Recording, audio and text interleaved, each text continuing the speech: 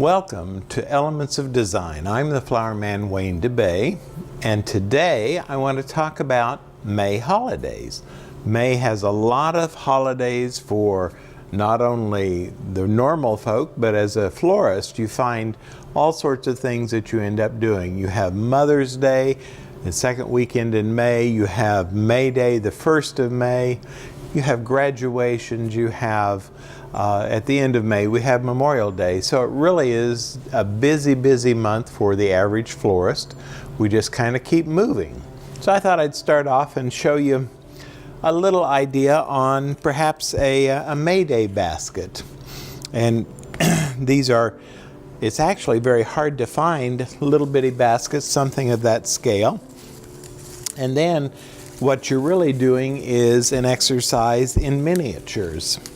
You can't have anything too very big or it overpowers the scale of the basket. And scale is one of those elements that we know about in design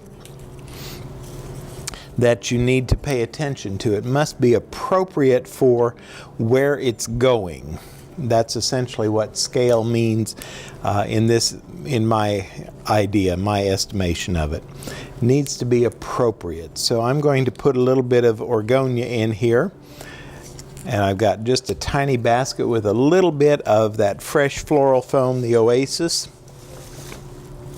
Could put some of the little side shoots of myrtle. I love tall myrtle. I love the fragrance it has when you break it and get into it. And floral foam helps in a lot of ways, makes things easier. It also has some rules that you need to pay attention to.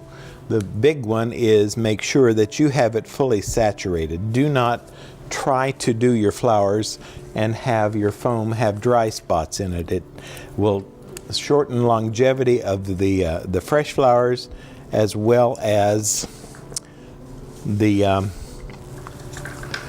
makes it harder to insert. We're going to take just a little bit here of, this is a limonium, a misty blue. Wanted to add a little touch of that to it. And again, it's all so tiny that you need to just use little bitty bits of it.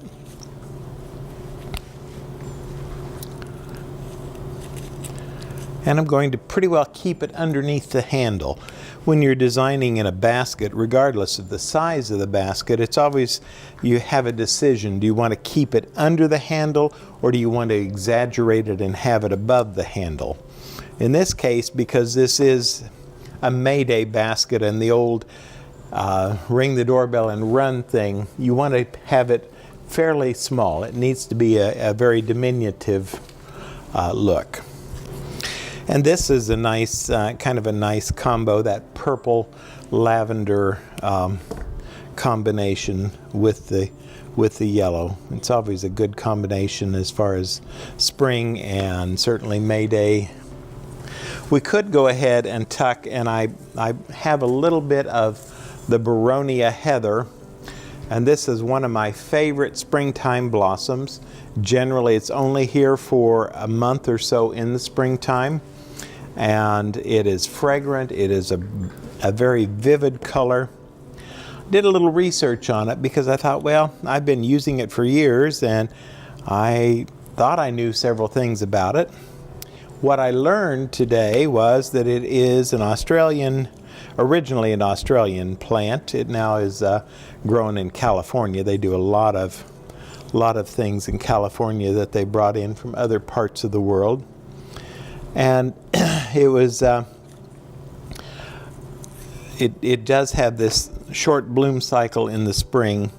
An Italian named Barone is a gentleman who first found, or I'm certain that the Aborigines knew it was in Australia, but he was the first white man to find it and to lay claim to it, and so he put his name on it. Linnaeus' system of nomenclature in plants. If you find a new plant, you can name it. And so he named it after himself. So I think we've made a very cute little May Day basket, if you will. I'm going to put it over here we've got some other ideas that might be kind of fun little May Day as well. Little bitty water pitchers that could be done with all sorts of blossoms in them. Well, let's move on and look about Mother's Day. I have a picture, and I had a thought about this, that this might be kind of fun. This is a satin collar, and we're just going to place it on top of the pitcher or the vase, and as we place product in, then it will hold it in place. It won't have to be held in. You don't have to glue it. It's not big enough that it's going to slide down. I'm going to start with some beautiful white stock and put that down and in. And as I thought about it, I thought I could put some greenery in here. There are a lot of ways we could do greenery, but I thought, well, I just kind of like the simplicity of all blossoms. And so that's where I'm headed with it. Stock is beautiful and fragrant. Very definitely, this is the prime season for it. These have started to turn. The blossoms have started to go, and they're going brown or tan, so that's not a good stem to be using here. So we'll lay it aside and find the better stems. You want to have fresh flowers in the end, then you have a great product, and it will last well in your vase. Of course, I put the preservative. I've told you that probably, I don't know, 100 times, a lot of times anyway, but it's still important to go ahead and put that preservative into the water. As I perused the cooler, I found beautiful tulips, and I thought that is really probably a very appropriate flower for this time of year. Tulips are blooming outdoors, and the later blooming varieties will bloom into May in this region. This one is a traditional single flowered tulip, and I chose yellows and kind of creamy tones. And we're not doing this, we're not really color blocking here. I want to make this pretty equal all the way around. I don't want to have one big area of all one color. I may end up that way, but I don't want to start that way. I want to just kind of make this an all-around arrangement so that you can look at it from about any angle and you'd be able to see the blossoms. Tulips, you know, keep on growing once you put them into an arrangement. So when you're designing with them, if you're going to do it for an event, you might think that they're maybe too short, but they grow, they tell me, an inch a day. So if you want them at a certain level, you probably should go ahead and cut them a little shorter than you normally would do flowers, so that you can allow for that growth in them. I personally like that growth, the movement, the way that tulips change. This one is a little double tulip, a peony flowered tulip, and they're very young. They're starting to bloom. It's got that little yellow stripes on a white background, and I think it's a gorgeous little blossom. I took a bunch of these home, actually in a purple, and have watched them start to bloom out on my counter. And I'm trying to rush spring at the house a little. I'm pulling all the foliage that might go under the water off, cleaning it up as I go. And even though you can see that even though I really had a pretty big opening, I'm getting a lot of stems in here, and it's starting to close up a little.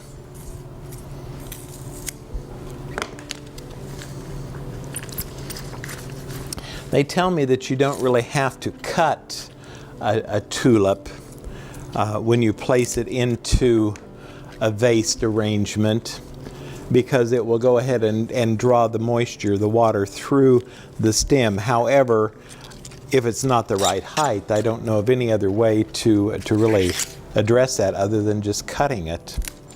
And my old florist training would make me think that a fresh cut is always important with the product. So this is going to be a great lush vase. I'm going to turn it a little bit and see if I can get this down in there. There's one with 2 blossoms on the head. That is a twofer. That's the bonus. And for some reason I see that more with these peony flowered tulips.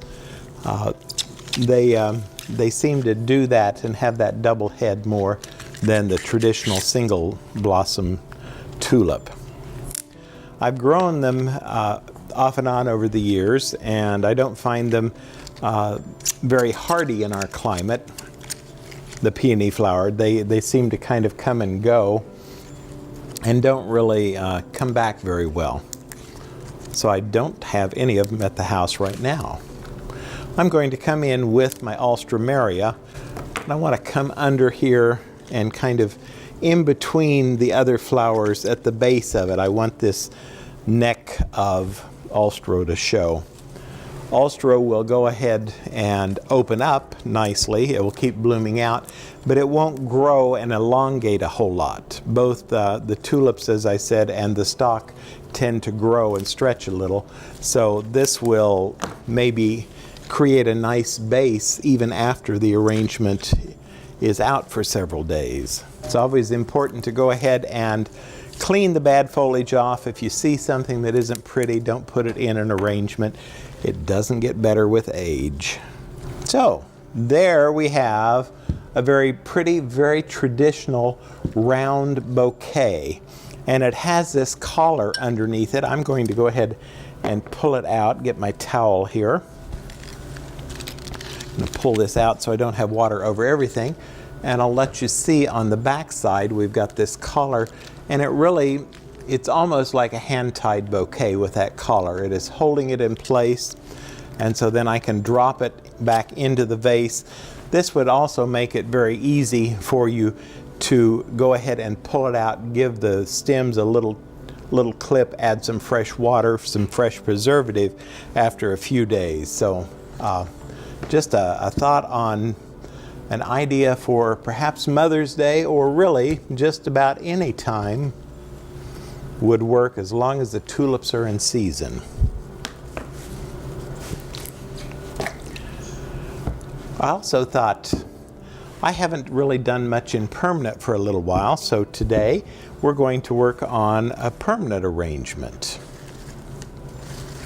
And because it is spring, I chose iris. I love iris. I grow several of the iris at home, not the Dutch iris, but the old German iris as they call them, and love them. They come up and do their show in the spring, and then they're done with. So this was a bush, and a lot of times if you look at your product and see it, if it's got a good blossom on it, if the foliage is good, a bush can be a very economical way to go ahead and purchase permanent botanicals. I found this aluminum vase, and it's got some mother of pearl inset on the front, which makes it very pretty, kind of a unique look. And I've actually filled this about to here with sand. The reason I've done that is I didn't want to have to try to fill it with foam. It's a fairly narrow opening. Didn't want to have to work with trying to get the foam down in there all the way. And it also adds weight to the finished product. Not as apt to tip over. I'm using the dry foam. This is I think a John Henry brand foam. There's Oasis and Sahara brands. There's several brands of the dried foam.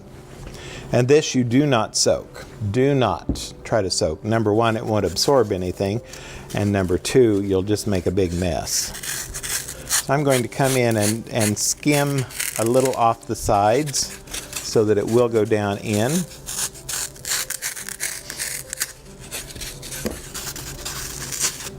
And it's okay that it's tighter than the opening. This is a foam that you can force, and you're not going to really, unless you're really cramming it in there, you're not going to ruin the cell structure. Then I'm going to take my knife and I'm going to cut it off at the lip of the container rather than go above it. Depends a little on what you're trying to design, but for the design that I have in mind, this works well. If you wanted to come out and maybe make something more horizontal, then you perhaps would leave your foam a little bit higher above the lip of the container. But because I'm going to do something more vertical, this works very well for me. I'm going to take it, and you know, if I were worried about security, if I felt like that this really needed to be a secure placement, I could have my glue pan here, and as I get ready to do it, try to make a nice sharp point, and I could dip it into the glue, hot glue, and then go ahead and place the blossom in. And because it's silk, because it's permanent, and it has that flexibility, you can move it around, you can control this very nicely. This one is a little taller than I need it to be, and again, it is one of those things that I can pretty well control. I can cut it down. I want to have a gradual stair-stepping in this to a certain extent. I don't want the blossoms all to be all one height. I want to have a little rhythm develop in the arrangement. And if you have these leaves on the bottom, the first one, when I pulled it off, I probably, well, it is wired, so I might be able to go ahead and use this. I'll work on that in a little bit. This one is a pretty blunt stem, but I think I can still get it to push in. And if you'll notice, as I'm working with them, the blossoms have a little different stage of opening, and that kind of mimics nature. You want that to be there. You want it to look like maybe this is on the bush and it's opening in different stages.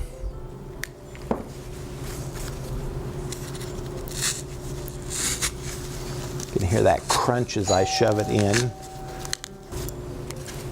Also brought, and I talked about, you know, doing things above the rim. In this case, this is such a wonderful drape to this little ferny material that I don't need to worry about having it above the rim.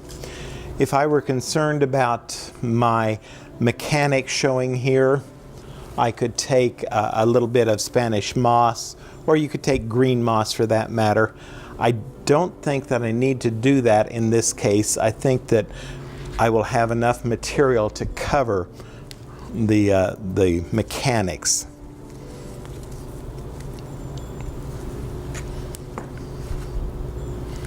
And when you buy materials like this, you can look at it and you don't have to use it as you purchase it. It's simply the way they put it together. But look at it and make a decision on, do I want to utilize that? Do I want to cut that down? And I think you again have more of a natural look if you think about how nature grows and how the plants would be outside, so that you don't have it all the same length.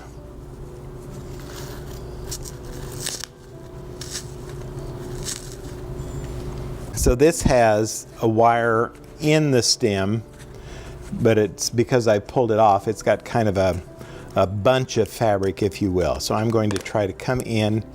That does not cut it very well. There. The ones I had are working better. And then I'm going to go ahead and pull this fabric off up to where I've cut. And then I have a little stem that will insert well. And this, because it is wired, like I said, it's got that wire in it. So I can do a little curlicue, add a little bit of personality, if you will. And again, tuck that down in. Maybe I want that to drape over. I might come and duplicate A friend of mine did a design program not long ago in Wichita, and one of her statements is that that 1 is a mistake, 2 is intentional, which made me smile. I thought, yes, that's very true, that, you know, if you do an arrangement and you have 1 of something in it, then it makes your mind's eye look at it and think, what were they thinking? What does that mean, that 1 piece?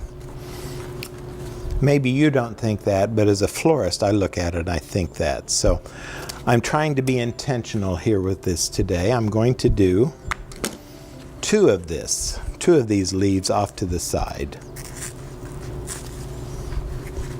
This one can come up a little taller. You know, if you grow iris, you know that they have some leaves around the edge. They don't always come out quite like you think they should. And I also found this very clever little mascara. And this is mostly a plastic bush, but I bought it because I thought it was a very realistic looking bush. And again, we're going to take and we're going to cut them apart rather than use them as a clump. If you were doing a big piece, this might work. I think I'm going to like the idea of cutting them apart and using them individually better than if they were all one big clump. Another thing that you can do is that the way these are made, then you do have some control over the foliages. The foliages simply encircle the stem. So if you want to do this, you can set the blossoms a little bit lower. And this kind of looks to my eye like maybe this is just emerging. This is a blossom that's just starting to come up and out of the soil. See if I can get it in there and put it down a little lower, and then I'll come up with something behind it and do one a little taller. And this plays into that purple blue tone that is becoming so big in the color world right now. The Pantone color of the year, the ultraviolet, the iris have that shade in them, and it also plays well with the blue tones of the mascara. We don't get many natural blues, so this is nice to have, this particular shade of blue. In a fresh flower, they are fairly delicate to work with. They don't necessarily hold up incredibly long, but they are a joy. It's such a sweet little blossom. And as you can see, or maybe when we get a close-up later, you can see that we have so many foliages here that my mechanics are all disappearing. You won't be able to see that foam at all in there. Might pull that leaf through there, and I've got another leaf, so I'm going to utilize it. You know, sometimes you find that with permanent materials that they're not glued together well, and that can be a problem if you have to then go through and try to re-glue things. I don't know quite what the process is, how they get this mounted on the stems, but if it doesn't hold well, then it's kind of messy. You can try to take a glue gun, you can take a little floral adhesive and try to run along it, but you still have kind of a mess. It's not very pretty that way.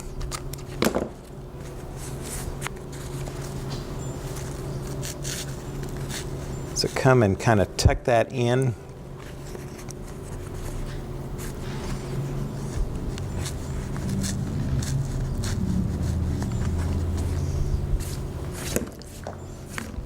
Clean a little bit of my mess off here. Got a little bit of this left.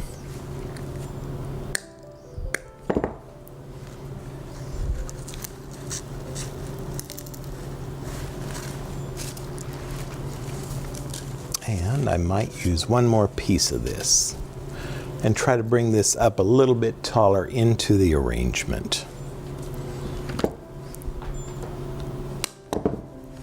It is a draping material, but things in nature a lot of times before they start to drape will grow fairly upright, and then as they get a little more mature, a little more weight to them, then they start to drape over. So we'll try to mimic that this is a new shoot coming up.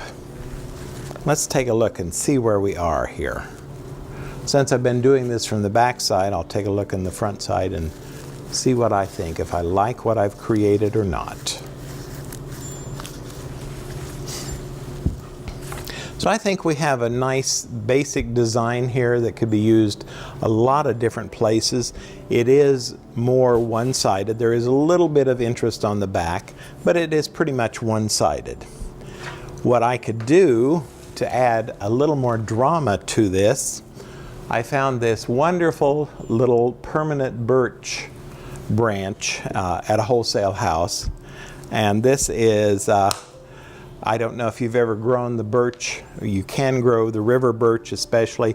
Some of the white birch does grow in Salina. I see those in spots, but I had river birch at my former house, and I enjoyed it in the springtime. It would get these little catkins. This is the blossom of the birch, if you will.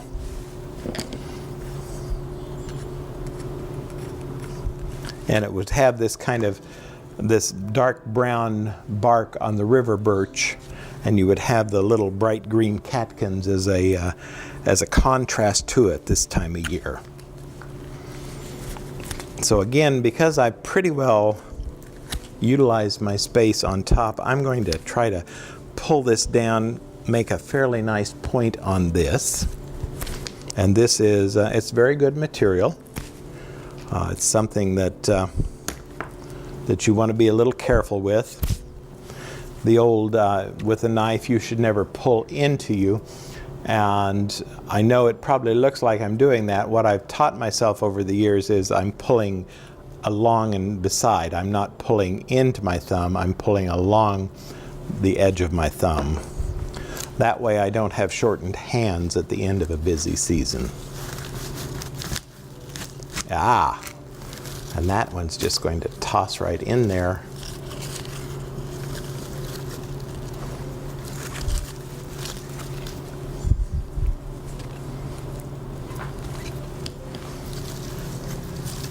So we've kind of created a whole little vignette, if you will, of spring. We have the iris that are just starting to open. We've got the mascara that have emerged at the base. And now we've got the birch and the catkins getting ready to bloom out. And so this vase, to me, starts to tell quite a little story of spring.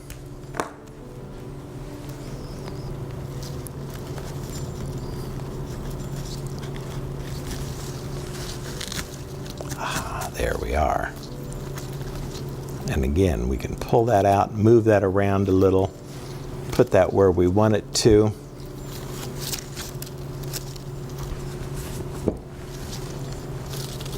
And so there is a permanent spring arrangement.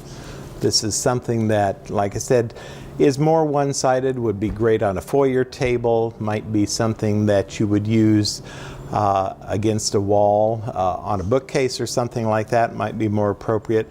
But I've tried to leave a little bit of interest on the backside as well, so that if it is out in the open, it can be viewed from all around and won't just look like it's totally bare on the backside. That really is what I have to tell you today. I hope you've enjoyed the program, learned a little bit more about flowers, and think about them in the month of May with all of the holidays, all of the things that you can do with fresh flowers to make quality of life a little bit nicer. I'm Flowerman Wayne DeBey, AIFD. Thank you for watching.